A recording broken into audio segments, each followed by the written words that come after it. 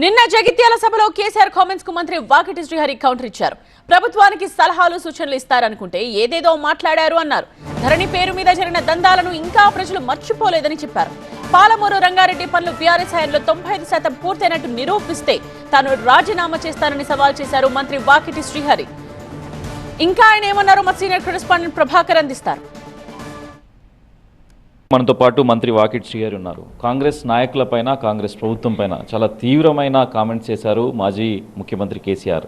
లాగులు పగిలేదాకా కొడతాం, అధికారం మాదే, నెక్స్ట్ 2 ఏళ్లలో అధికారంలోకి వస్తామంటూ ఏం చెప్తుంది కాంగ్రెస్ పార్టీ?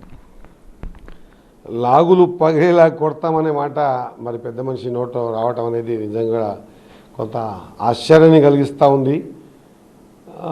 నా దృష్టిలో ప్రజలే న్యాయ నిర్ణేతలు. 2023 డిసెంబర్లో ఎవరి లాగులు పగిలేలా కొట్టారో అందరం చూసాం. కేసీఆర్ గారు వారి మాట విధానం అంటే కొంత మేము కూడా శ్రద్ధగా ఏం చెప్తారేమో, చాలా రోజుల తర్వాత బయటికి వస్తూ ఉన్నారు. రాజకీయ పరంగా ప్రభుత్వానికి ఇంకేమైనా సలహాలు సూచనలు ఎట్లా అసెంబ్లీకి రారు కానీ ఈడనే చెప్తారేమో అనుకుంటే, కానీ అది ప్రతిసారి అదే మాట విని ఎవరు కూడా వినే పరిస్థితులు కూడా లేరు. మా దగ్గర ఎటువంటి భేషజాలాలు లేవు.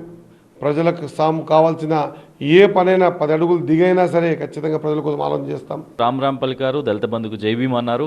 మేము ముందు నుంచే చెప్తున్నాం, వాటన్నింటినీ కూడా నిజం చేస్తున్నారు అంటే కేసీఆర్ ఆరోపించారు. ఇవన్నీ మాటలు విని ఆసరికి వచ్చిందనా? అన్ని వేదికలపై గివే మాట్లాడినాం. అసెంబ్లీ లోపల కొడుకు వాళ్ళు అదే మాట్లాడతాడు, బయట ఈ మాటలు ఎవరు నమ్ముతారు? ఇంకా ఈరోజు నమ్ముతారా? మీరు బయటకు వచ్చింట్రే మరి 20,000 కోట్ల రూపాయలు 25 లక్షల మంది రైతుల ఖాతాల్లో 9 రోజులు వేసినప్పుడు మీరు బయటకు వచ్చింట్రే, మీటింగ్ పెట్టింట్రే.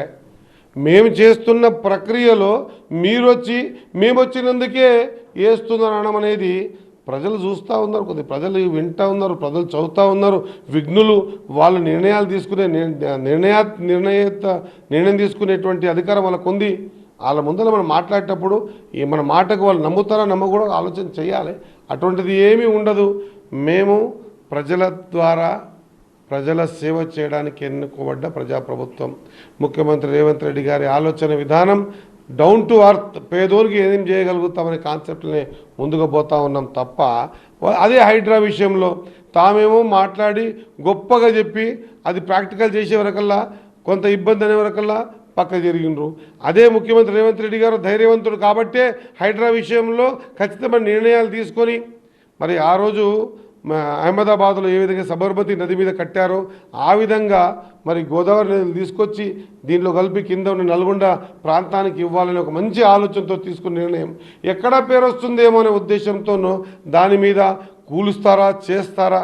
కానీ అధికారంలోకి రాగానే మొదటి సంతకం హైడ్రా మీద పెడతాం, హైడ్రాను రద్దు చేస్తామంటూ నిన్న ఒక కీలక ప్రకటన చేశారు. హైడ్రాను రద్దు చేయాల్సిన అవసరం ఏముంటుంది అని అనుకుంటున్నా.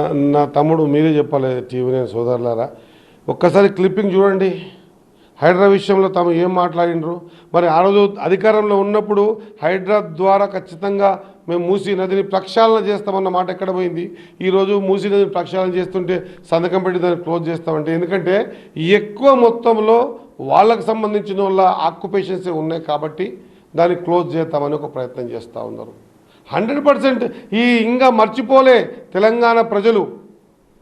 ధరణి పేరు మీద ఎంత దందాలు జరిగినాయో ఇంకెవరు మర్చిపోలే, మర్చిపోరు కూడా. కాబట్టి మనం మాట్లాడుతున్నప్పుడు ప్రజలు ఏమనుకుంటారో అనేటువంటి ఆలోచనలో మాట్లాడాలి. 100% ఇది ఒక్కటే కాకుండా పాలమూరు రంగారెడ్డి విషయం మాట్లాడారు. నేను టీవీ సోదరులను తెలియజేస్తా ఉన్నా, నా బండ్లు తీసుకెళ్తారండి.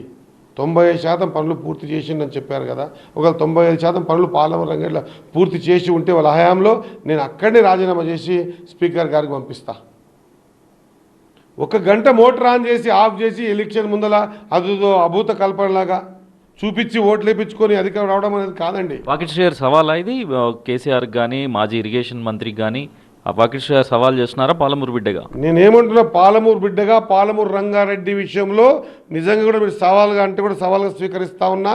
95% ఒకవేళ బీఆర్ఎస్ హయాంలో పూర్తయి ఉంటే అక్కడనే నిలబడి నేను రాజీనామా పత్రాన్ని స్పీకర్ గారికి పంపించి నేను ఇంటికి వెళ్ళిపోతా.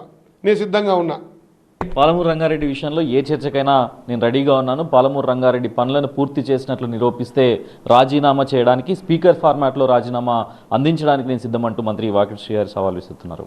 కెమెరా పర్సన్ రాజుతో కలిసి ప్రభాకర్, TV9.